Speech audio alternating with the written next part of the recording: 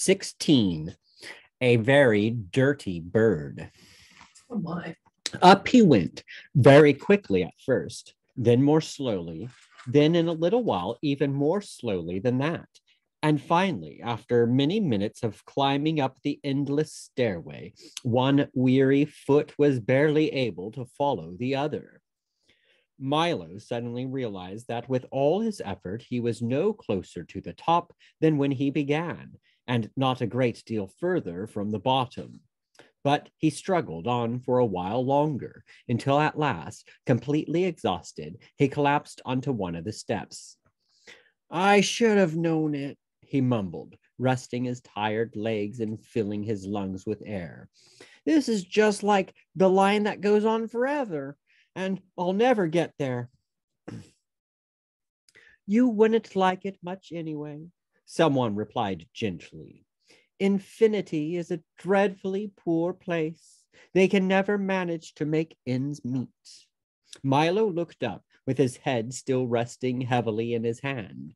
He was becoming quite accustomed to being addressed at the oddest times, in the oddest places, by the oddest people, and this time he was not at all disappointed.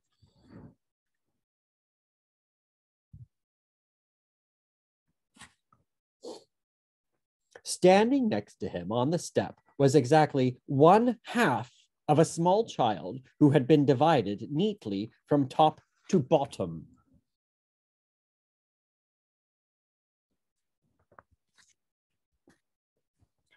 Pardon me for staring, said Milo, after he had been staring for some time, but I've never seen half a child before.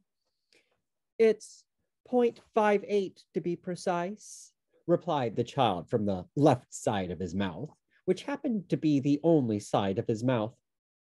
I beg your pardon, said Milo. It's 0.58, he repeated.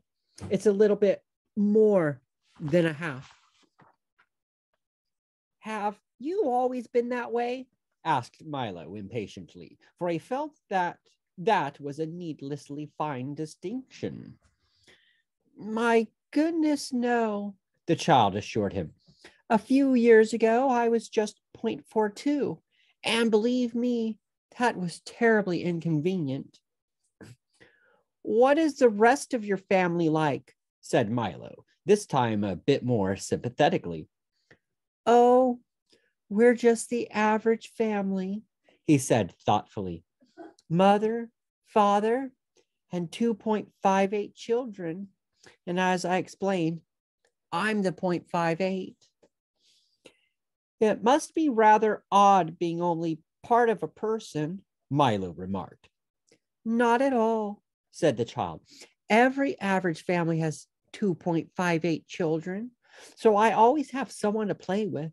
Besides, each family also has an average of 1.3 automobiles. And since I'm the only one who can drive 3/10 of a car, I get to use it all the time. But averages aren't real, objected Milo. They're just imaginary. That may be so, he agreed, but they're also very useful at times.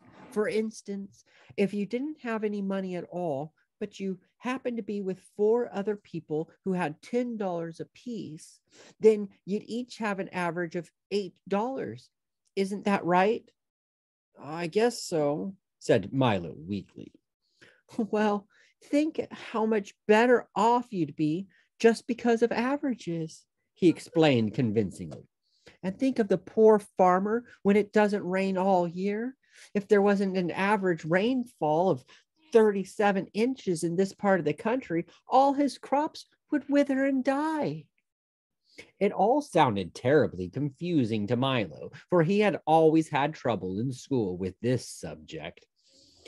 There are still other advantages, continued the child. For instance, if one rat were cornered by 9 cats, then on the average, each cat would be 10% rat, and the rat would be 10% cat. If you happen to be a rat, you can see how much nicer it would make things.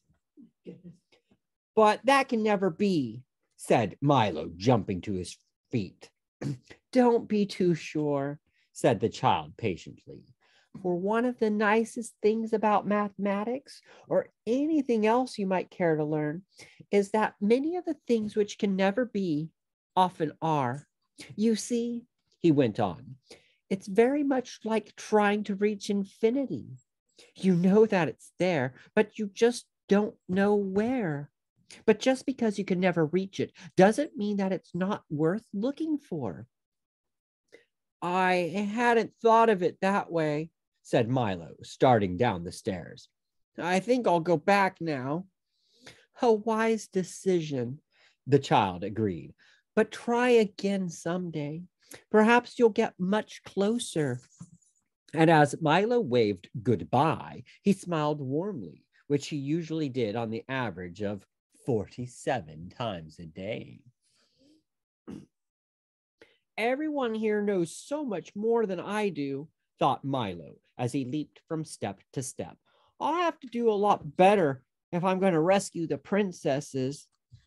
In a few moments, he'd reached the bottom again and burst into the workshop where Talk and the Humbug were eagerly watching the mathematician perform. Oh, back already, he cried, greeting him with a friendly wave. I hope you found what you're looking for. I'm afraid not, admitted Milo. And then he added in a very discouraged tone, everything in Digitopolis is much too difficult for me. The mathematician nodded knowingly and stroked his chin several times. He'll find, he remarked gently, that the only thing you can do easily is be wrong. And that's hardly worth the effort.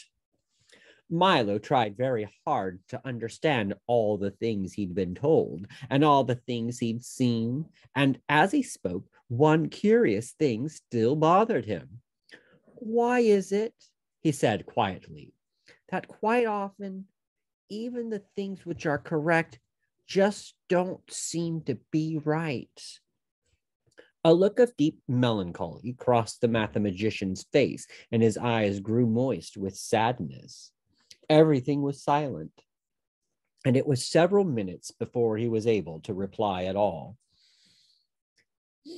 How very true, he sobbed, supporting himself on the staff.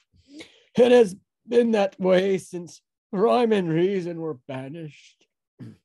Quite so, began the Humbug.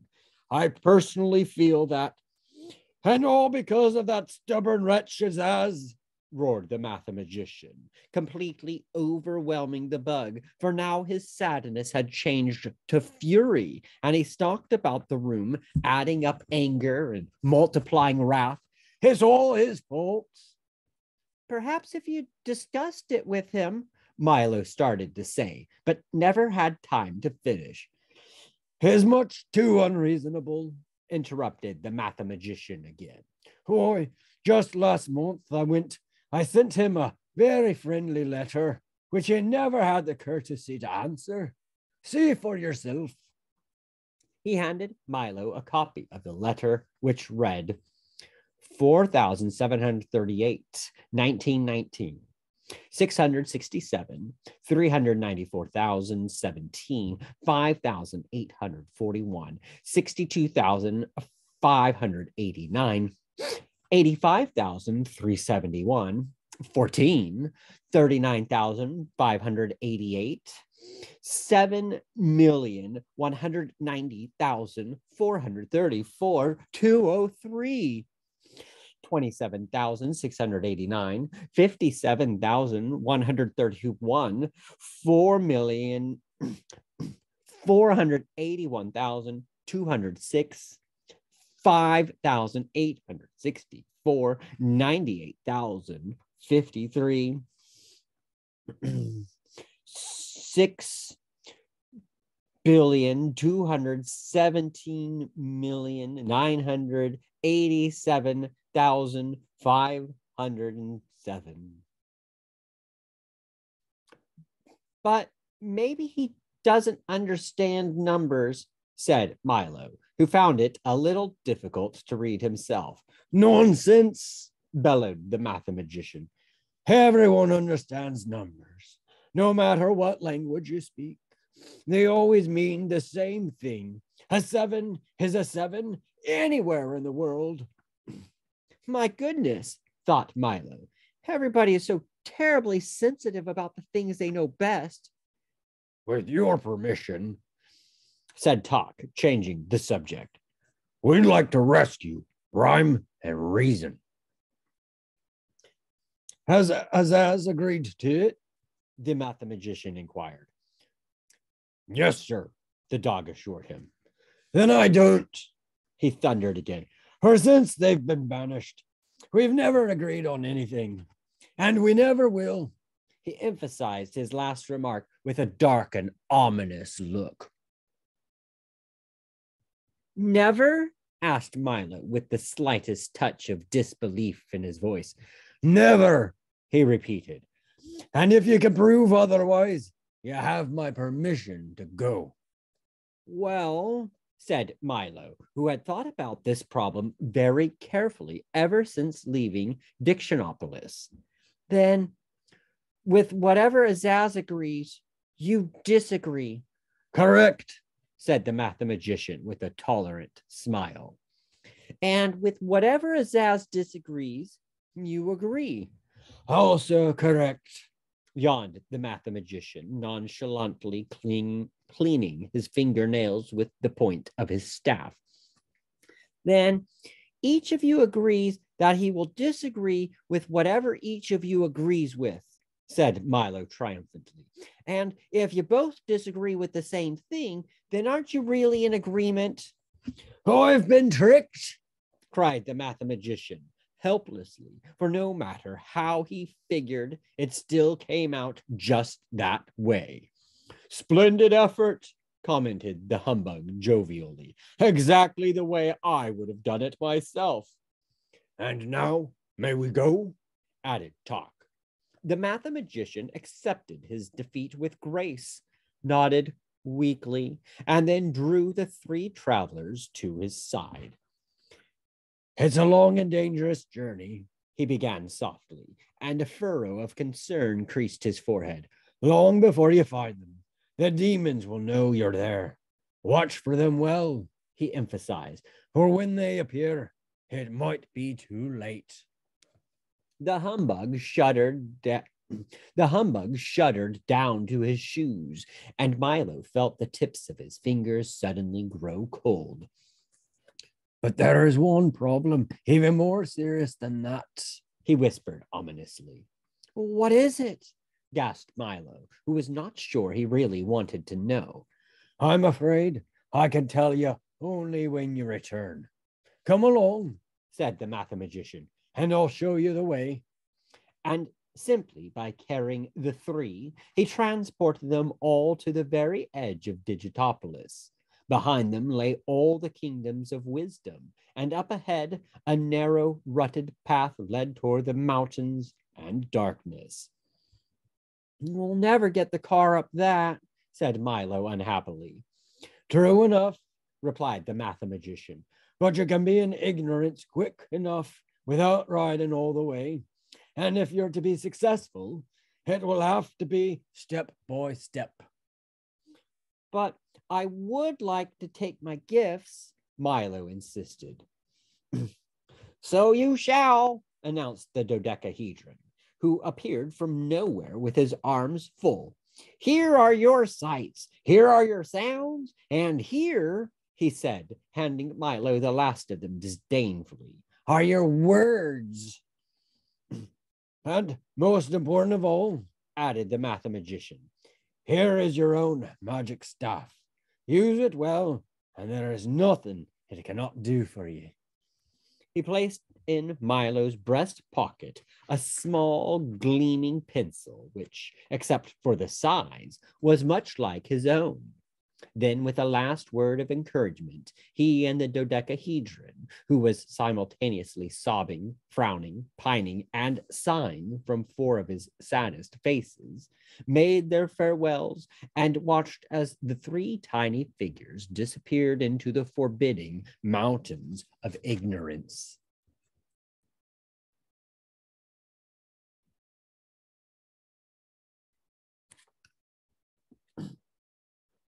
Almost immediately, the light began to fade as the difficult path wandered aimlessly upward, inching forward almost as reluctantly as the trembling humbug. Talk, as usual, led the way, sniffing ahead for danger, and Milo, his bag of precious possessions slung over one shoulder, followed silently and resolutely behind. Perhaps someone should stay back to guard the way, said the unhappy bug, offering his services. But since his suggestion was met with silence, he followed glumly along. The, high, the higher they went, the darker it became, though it wasn't the darkness of night, but rather more like a mixture of lurking shadows and evil intentions which oozed from the slimy, moss-covered cliffs and blotted out the light. A cruel wind shrieked through the rocks, and the air was thick and heavy, as if it had been used several times before. On they went, higher and higher up the dizzying trail. On one side, the sheer stone walls and brutal peaks towering above them, and on the other, an endless, limitless, bottomless nothing. I can hardly see a thing, said Milo, taking hold of Tock's tail as a sticky mist engulfed the moon. Perhaps we should wait till morning. There'll be morning for you soon enough, came a reply from directly above. And this was followed by a hideous cackling laugh, very much like someone choking on a fishbone. Clinging to one of the greasy rocks and blending almost perfectly with it was a large, unkempt, and exceedingly soiled bird who looked more like a dirty floor mop than anything else. He had a sharp, dangerous beak, and the one eye he chose to open stared down maliciously.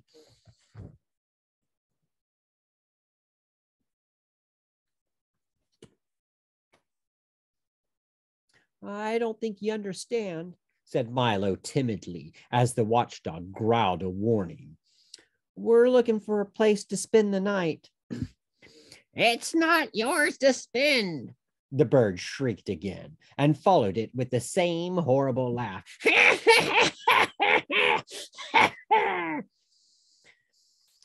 That doesn't make any sense, you see, he started to explain. Dollars or cents, it's still not yours to spend, the bird replied haughtily.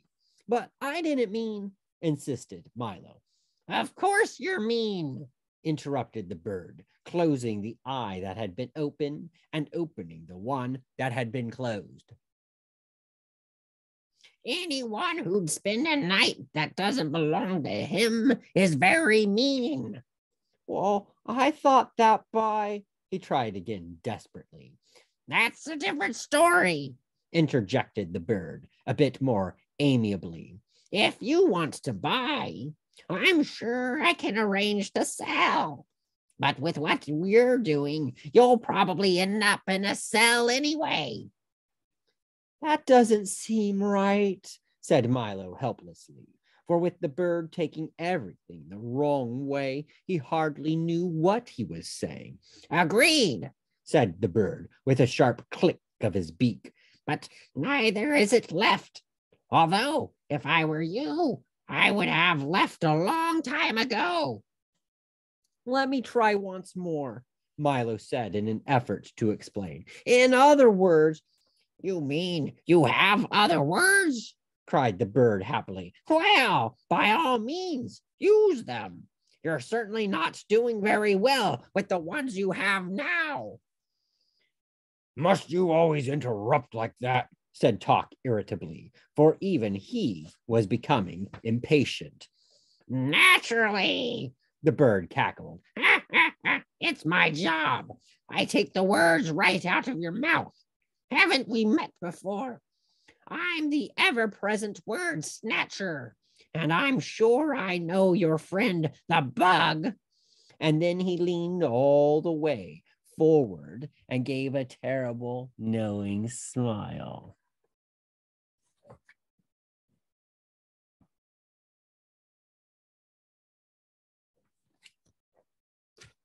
The humbug, who was too big to hide and too frightened to move, denied everything. Is everyone who lives in ignorance like you? Asked Milo. Much worse, he said longingly. But I don't live here. I'm from a place very far away called Context. Don't you think you should be getting back? Suggested the bug, holding one arm up in front of him. What a horrible thought, the bird shuddered. It's such an unpleasant place that I spend almost all my time out of it. Besides, what could be nicer than these grimy mountains? Almost anything, thought Milo as he pulled his collar up, and then he asked the bird, Are you a demon? I'm afraid not, he replied sadly, as several filthy tears rolled down his beak. I've tried, but the best I can manage to be is a nuisance. And before Milo could reply, he flapped his dingy wings and flew off in a cascade of dust and dirt and fuzz. Wait, shouted Milo, who'd thought of many more questions he wanted to ask. 34 pounds, shrieked the bird as he disappeared into the fog. He was certainly no help, said Milo after they had been walking again for some time. That's why I drove him off, cried the humbug, fiercely brandishing his cane. Now let's find the demons. That might be sooner than you think, remarked Talk, looking back at the suddenly trembling bug, and the trail turned again and continued to climb.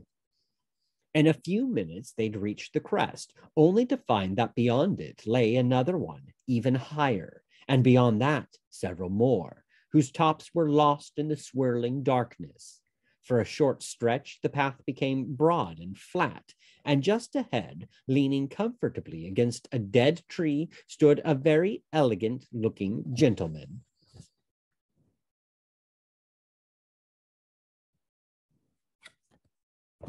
He was beautifully dressed in a dark suit with a well-pressed shirt and tie. His shoes were polished, his nails were clean, his hat was well brushed, and a white handkerchief adorned his breast pocket. But his expression was somewhat blank. In fact, it was completely blank, for he had neither eyes, nose, nor mouth. Hello, little boy, he said amiably, shaking Milo by the hand. And how's the faithful dog? He inquired, giving Talk 3 or 4 strong and friendly pats. And who is this handsome creature? He asked, tipping his hat to the very pleased humbug. I'm so happy to see you all. What a pleasant surprise to meet someone so nice, they all thought, and especially here. I wonder if you could spare me a little of your time, he inquired politely, and help with a few small jobs? Why, of course, said the humbug cheerfully. Gladly, added Talk. Yes, indeed, said Milo, who wondered for just a moment how it was possible for someone so agreeable to have a face with no features at all. Splendid, he said happily, for there are just 3 tasks. Firstly, I would like to move this pile from here to there, he explained, pointing to an enormous mound of fine sand. But I'm afraid that all I have are these tiny tweezers. And he gave them to Milo, who immediately began transporting 1 grain at a time. Secondly, I'd like to empty this well and fill the other, but I have no bucket, so you'll have to use this eyedropper.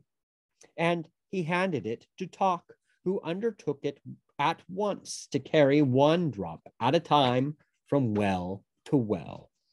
And lastly, I must have a hole through this cliff, and here is a needle to dig it. The eager humbug quickly set to work picking at the solid granite wall.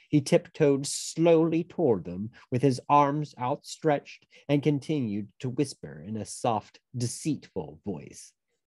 Now do come and stay with me. We'll have so much fun together.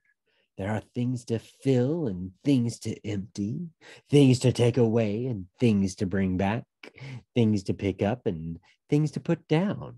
And besides all that, we have pencils to sharpen, holes to dig, nails to straighten, stamps to lick, and ever so much more. Why, if you stay here, you'll never have to think again.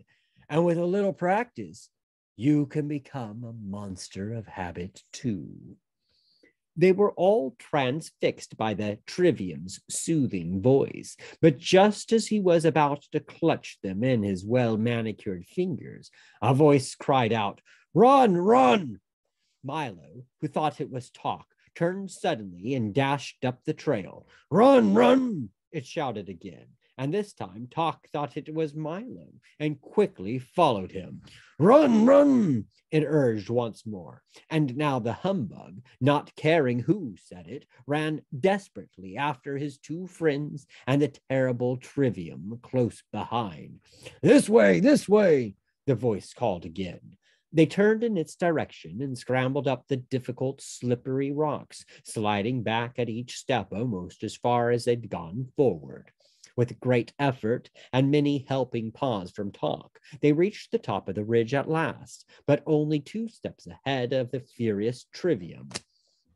Over here, advised the voice, and without a moment's hesitation, they started through a puddle of sticky ooze, which quickly became ankle-deep, then knee-deep, then hip-deep, until finally they were struggling along through what felt very much like a waist-deep pool of peanut butter.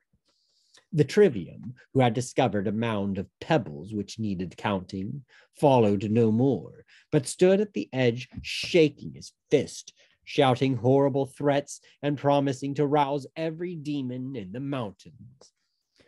"What a nasty fellow," gasped Milo, who was having great difficulty just getting his legs to move. "I hope I never meet him again." "I believe he stopped chasing us," said the bug, looking back over his shoulder. "It's not what's behind that worries me," remarked Talk as they stepped from the sticky mess, "but what's ahead." Keep going straight, counseled the voice as they continued to pick their way carefully along the new path. Now step up, it recommended. And almost before they knew what had happened, they had all taken a step up and then plunged to the bottom of a deep, murky pit.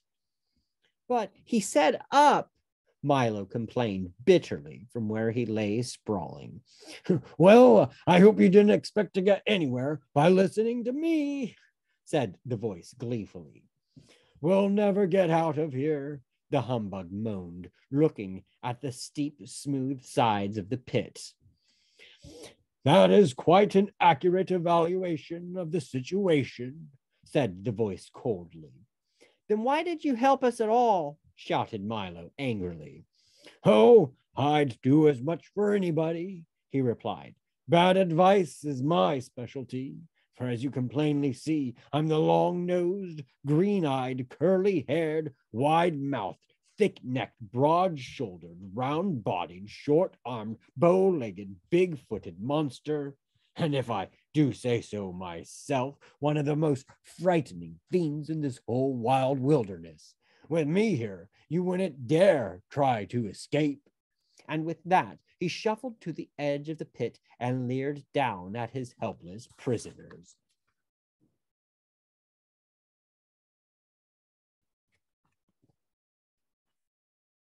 Talk and the humbug turned away in fright, but Milo, who had learned by now that people are not always what they say they are, reached for his telescope and took a long look for himself. And there in the rim of the hole, instead of what he'd expected, stood a small, furry creature with very worried eyes and a rather sheepish grin.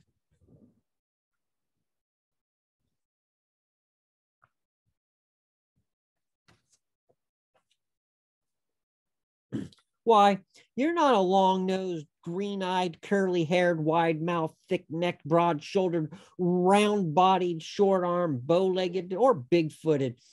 And you're not at all frightening, said Milo indignantly. What kind of demon are you? The little creature, who seemed stunned at being found out, leaped back out of sight and began to whimper softly. I'm the demon of insincerity, he sobbed. I don't mean what I say. I don't mean what I do, and I don't mean what I am. Most people who believe what I tell them go the wrong way and stay there. But you and your awful telescope have spoiled everything. I'm going home. And crying hysterically, he stamped off in a huff. It certainly pays to have a good look at things, observed Milo, as he wrapped up the telescope with great care. Now all we have to do is climb out, said Tock, placing his front paws as high on the wall as he could. Here, hop up on my back. Milo climbed onto the dog's shoulders. Then the bug crawled up both of them and, by standing on Milo's head, just managed to hook his cane on the root of an old gnarled tree. With loud complaints, he hung on doggedly until the other two had climbed out over him and pulled him up, somewhat dazed and discouraged. I'll lead the way for a while, he said, brushing himself off. Follow me, and we'll stay out of trouble. He guided them along one of 5 narrow ledges, all of which led to a grooved and rutted plateau. They stopped for a moment to rest and make plans, but before they had done either, the whole mountain trembled violently.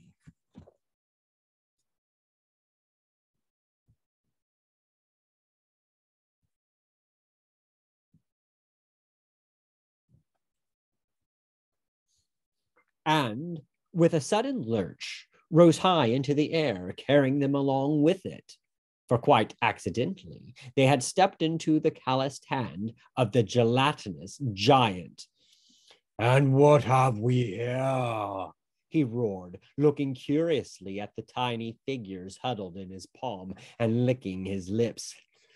He was an incredible size, even sitting down, with long, unkempt hair, bulging eyes, and a shape hardly worth speaking of. He looked, in fact, very much like a colossal bowl of jelly, without the bowl. How dare you disturb my nap? He bellowed furiously, and the force of his hot breath tumbled them over in his hand.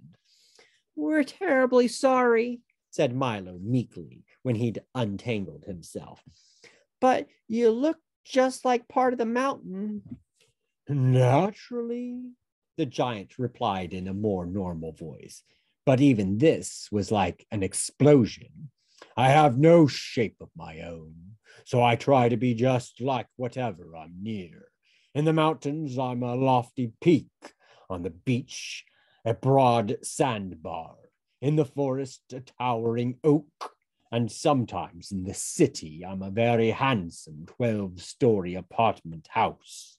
I just hate to be conspicuous. It's really not safe, you know. Then he looked at them again with hungry eyes and wondered how well they'd taste. You look much too big to be afraid of anything, said Milo quickly, for the giant had already begun to open his mouth wide. I'm not, he said with a slight shiver that ran all over his gelatinous body. I'm afraid of everything. That's why I'm so ferocious. If the others found out, I'd just die. Now do be quiet while I eat my breakfast. He raised his hand toward his gaping mouth, and the humbug shut his eyes tightly and clasped both hands over his head.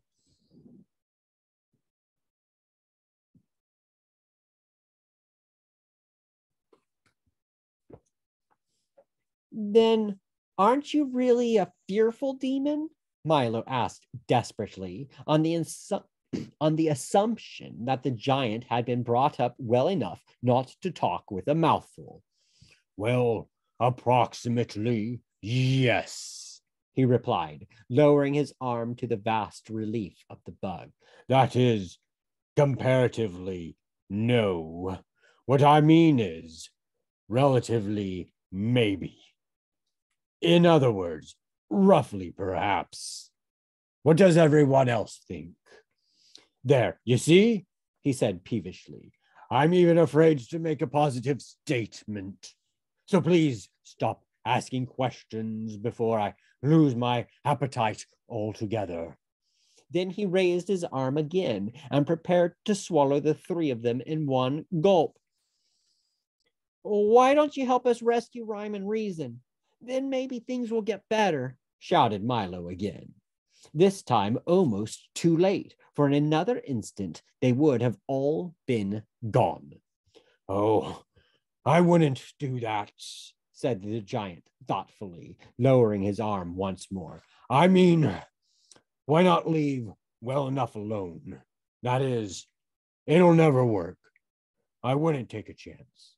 In other words, let's keep things as they are. Changes are so frightening. As he spoke, he began to look a bit ill. Maybe I'll just eat one of you, he remarked unhappily, and save the rest for later. I don't feel very well. I have a better idea, said Milo. You do? Interrupted the giant, losing any desire to eat at all. If it's one thing I can't swallow, it's ideas. They're so hard to digest. I have a box full of all the ideas in the world, said Milo, proudly holding up the gift King Azaz had given him. The thought of it terrified the giant, who began to shake like an enormous pudding. Put me down and just go away, he pleaded, forgetting for a moment who had hold of whom. And please don't open that box. In another moment, he'd set them down on the next jagged peak and, with panic in his eyes, lumbered off to warn the others of this terrible new threat. But news traveled quickly. The word snatcher, the trivium, and the long-nosed, green-eyed, curly-haired, wide-mouthed, thick-necked, broad-shouldered, round-bodied, short-armed, bow-legged, big-footed monster had already spread the alarm throughout the evil, unenlightened mountains.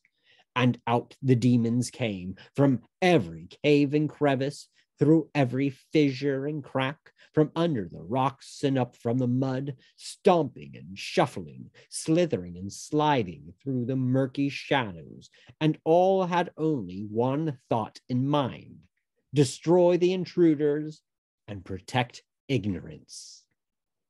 From where they stood, Milo, Talk, and the humbug could see them moving steadily forward, still far away, but coming quickly.